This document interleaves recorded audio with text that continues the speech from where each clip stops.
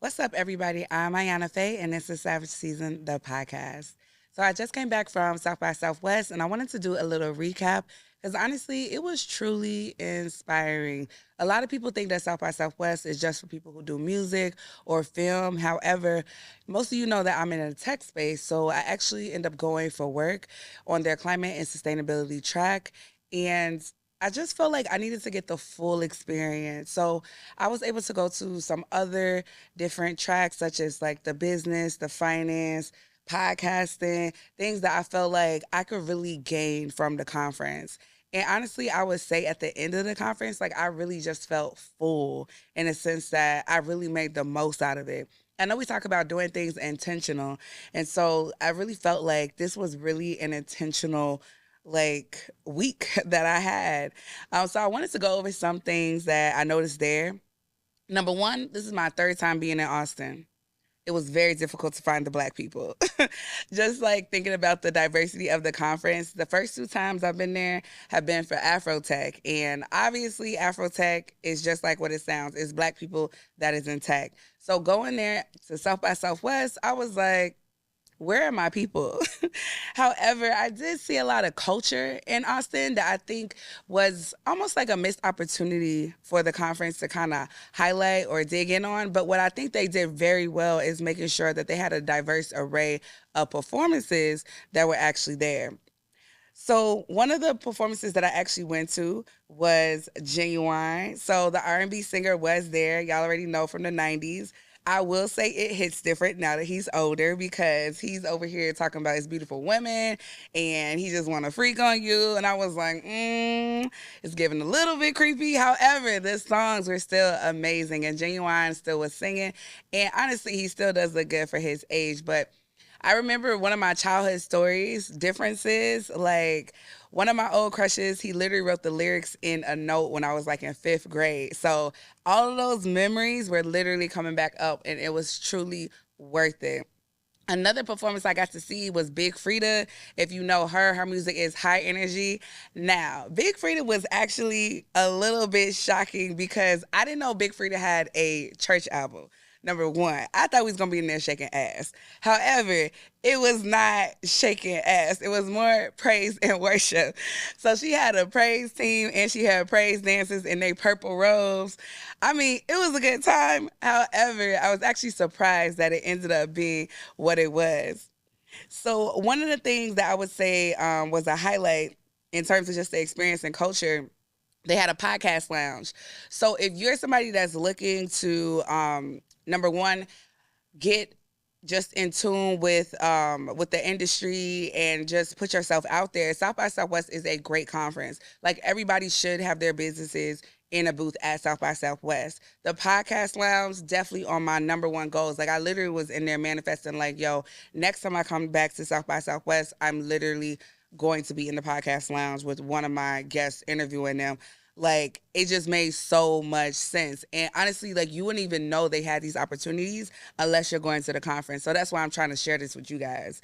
But I will say one of the things I noticed is not just diverse when it comes to the US and like people that have businesses here, but it's definitely diverse on an international scale. Like they had people from Japan, Korea, China, like they had people from all over Europe there.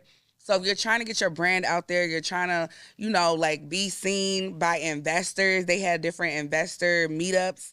I met an angel investor that I got a chance to do interviews with. Make sure y'all stay tuned for the street interviews. But like, we sometimes like feel like our community is limited, but a lot of times it's because we haven't like branched out into some of these different conferences because we feel like it's too expensive or like you're not able to attend them. But I would definitely look into them and see, do I have access to this? It is not that difficult, honestly, to be able to get your own speaking event on one of the tracks. Or if you end up in the podcast lounge like me, I'll see you next year. All right, so one of the things I will say notably is the encounters and the networking. The networking was crazy. I feel like I don't want to like bring down Afrotech because I feel like I got a lot out of Afrotech when I went. But however, I felt like because this was a more diverse conference, I was able to see an array of different people in different industries, not just on just the blackness side of Afrotech, but also because it wasn't just a tech conference. I feel like Afrotech was one of the conferences that you kind of everybody's going to kind of get a job or like meet recruiters. Whereas South by Southwest, like when I talked about the angel investors, like it was startups there trying to see if they can get somebody to fund their business. Like people were definitely there on business trying to network. I had one homie that was there. He ended up meeting a group that I ended up interviewing, and they were at the British Music House where they were able to perform, and they were there looking for a booking agent. Like, and so that was just an opportunity. Just because he ended up going to their concerts, he ended up running into the room with them because that's literally what happens. I was meeting people in the bathroom that were about to perform literally 20 minutes later. But because you're in this space, like it's just multiple opportunities. Like it was given. The highlight for me as to who I met. So this was my first session on Monday, and it was a digital finance session on Bermuda and what they're doing to scale those opportunities there. Y'all, it was the president of Bermuda that was speaking. So he started talking, and I was like, yo, I got to ask a question. I got to ask a question. Being Caribbean, I already knew I had to show up, but I also wanted to kind of like put my name out there and, you know, really introduce myself. And so I thought the perfect opportunity was to be, you know what, like, let me ask a question so that he can also know, like, I'm Caribbean, and this is something that is of interest of me, and making sure that I'm advancing my people as well. So before I went up there to ask the question, I was nervous like AF. Like I'm about to ask the president of Bermuda, which you call them the premier because they're based off their government. But I was literally so nervous. I was in a room full of finance people. I am not in finance at all. That is my sister's lane. And so I asked ChatGPT, like, is this a good question? Is this a good question? I started shaking. I was like, okay, whew, let me go do it. And I went up there and asked my fucking question. So like it was literally like, you know, like I feel like it was respecting. Like I asked the question based off of like, do you feel like has Bermuda been having collaborations with other Caribbean countries when it comes to digital finance? Like are they a leader in this field right now? And so I felt like it just gave me the confidence that I needed for the rest of the conference because I was literally going to be doing the same thing where I'm putting myself out there, opportunities that were there, like I'm going to be grasping them. And the only person that was holding me back was myself. So afterwards, I literally went up to him and he asked me my name again. I was like, oh, my name is Faith Missick. He was like, Missick, like from Turks and Caicos? I was like, yeah, those my people. He was like, so, you know, why she? I was like, you talking about the premiere? Of course I know the premiere. But me and the premiere, not necessarily, we're distant cousins. I'm not even sure how we're related. Like, my family has been in politics a long time there. So he did know one of my other cousins, Akira Missick, who was actually one of the interim, she was an interim premier in one of the previous administrations. And so we took a picture. I took a picture for my own benefits, and he wanted to take a picture with me because he wanted to send it to Akira. Next thing I knew, Akira sent it to my uncle. My uncle put it in the group chat. My sister sent it to our parents' group chat. And my dad is like, how did you meet the premier of Bermuda? I'm like, I'm that nigga, duh. Nah, but it was super dope. Like, it's just like meeting people, like, you know, like you think you would never be in the room with a president of the country. But you know what? Like, you are the only person that can put yourself in these spaces. And like any opportunity that you are just be able to be in a space like that, like you just got to take a chance on it. You never know down the line where he would see my name again and he'd be like, yo, I know her. Like, what do you need? Like, I could vouch for you, things like that. Like, the networking was real. The networking was definitely real. And so, one of the things too, I would say, with the networking, so I ended up meeting people out there, and one of the things I really wanted to do was do street interviews. Now, y'all know I come on my podcast, I'm a studio girly. Like, I don't be out on the street. That's not really my lane, although I'm a people person, but it was really out of my comfort zone to the point where I have like mics that I can use that are necessarily portable, that I can carry around and do street interviews, but I didn't even like take the initiative to go get them fixed because they weren't working at the time. Although they're like road mics, they're expensive. They should be working. But I didn't even take the time to go to like get like them fixed or maintenance or whatever because I just was like, like, you know, holding myself back. And so I went out there and I ended up meeting up at a tech meetup I ended up going to because I was just like, you know, like let me go meet other people in my industry. I met this dope guy, Manny, and I literally just chopped it up with him, like, yo, I got a podcast. Like, if you're in Dallas, like, I would love to have you on. And I was telling him, like, like, I really wanted to do street interviews. He also has a podcast too. He was like, why aren't you doing it? I'm like, yo, I left my mics at home. Like, I didn't even take the initiative to go get them fixed. Not this man pulled his mics out of his backpack and told me, yo, like, go ahead and use them. I'm like, be fucking for real. And he was like, no, yeah, like, you want it, like go ahead and do your street interviews, like you gonna use it more than I'm going to use them, like be great. And that was literally the energy like I felt the whole time that I was there at the conference. Like I felt like everybody was pushing each other to do things. And so even through meeting Manny, I also met another dope individual where he was the one who put me in tune, being able to interview my first music group. This band, Steam Down, make sure y'all tune in for their interview. They perform every single night at South by Southwest. And when I think about their following, when I think about the impact, the music that they're making, I'm literally a person in their audience.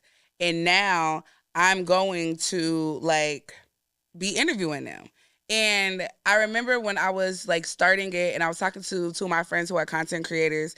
And one of the things they told me, like, don't ever be afraid to ask anybody if you can do an interview for them. Because most of the time they're going to say yes. Like, you'll be surprised when you think people are on a higher or bigger like pedestal than you or like doing better than you or not in the same rooms with you, that they're probably going to say no.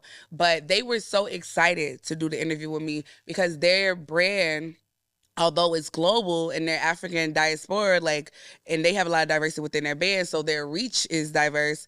They wanted to have a U.S. presence. And so literally from me meeting Manny, then me meeting Paul, which is Manny's friend, Paul ended up meeting the band. Paul was like, you want to do an interview with the band? I was like, yeah. He was like, all right, come to the concert tonight. I came to the concert that night. He introduced me to the band's manager. I got the band's number. The next day, I got an interview with them. Like, who the fuck am I? Like, be for real. So, like, that's all. Like, that's literally what I talk about when I'm saying like Savage Season. Like, being out there, being intentional about what you got going on. And I felt like because everything was lining up, like it just made so much sense. It was difficult because I had to put myself out there, but it was such an easy situation that I knew this is exactly where I'm supposed to be. Like, this is exactly what I'm supposed to be doing. Because like, there's no way that these people they had no idea who I was, were excited to do an interview with me who I've only put out like 6 episodes already. Like, it's not even been like I haven't been podcasting for years. But that was another thing. One of the women in the podcast lounge who was interviewing, she put her podcast out like 6 months ago. And I was like, how did you get on South by Southwest platform? She was like, I applied. I was like, get the fuck out of here. Like, bro, like South by Southwest is such a big like platform to be on. So for even like somebody who just started, like that just inspired me, like, yo, like I gotta keep going, I gotta keep pushing myself. Like, it's no limits to this shit. So that was definitely one of the highlights. I would say the networking. I think defining my personal brand as well. Like, I really wanted to like redefine what did I want Savage Season to be about.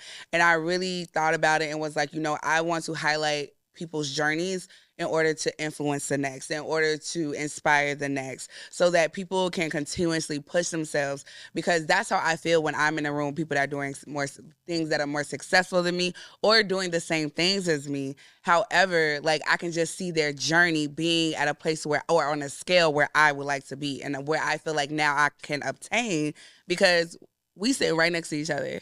Like, the same place that I'm at is the same place that they're at. The same way they thought, like, let me go to South by Southwest is the same way I was like, let me go to South by Southwest. Because for me, this was on my professional development budget, and so I could have went to any conference this year.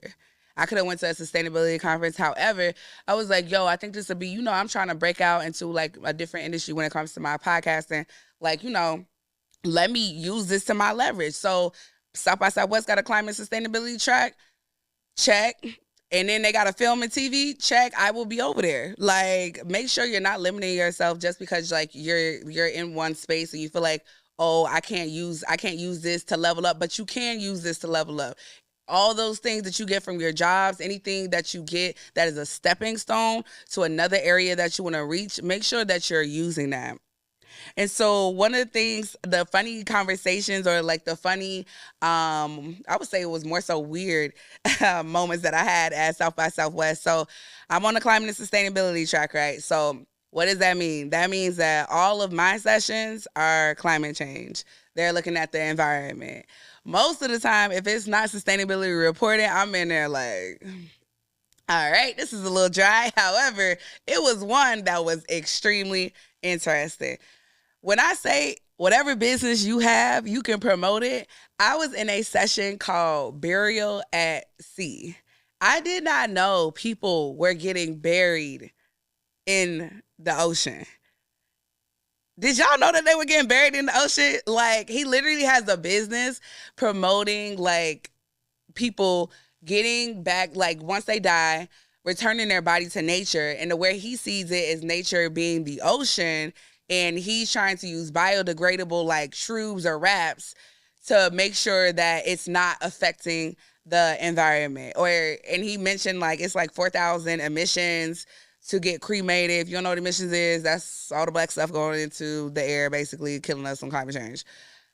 He said that it's more sustainable for you to get dropped off in the ocean. And I was looking at him like, boy, who is getting dropped off in the ocean? Like, this sounds crazy. But he literally showed us, like, the U.S. Navy does this specific, like, ritual for some people who want to be buried in the ocean. I've seen ashes scattered. I've never seen, if y'all Google it or YouTube it, the Navy will drop a casket with a body in there in the ocean. And this man was literally selling his business to tell you that I can also do this service. However, I can make it more sustainable than you.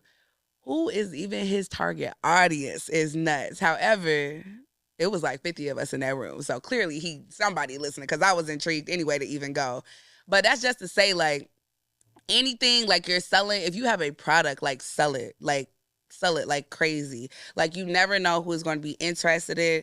And in every conversation that I had, and I was telling people about what I had going on, they were interested in. Even on the sustainability side, I was thinking about developing a tool or a service that would be a service for companies that are working on sustainability reporting. I'm talking to investors about that to see, like, to pitch, like, what do you think? Is this a good idea?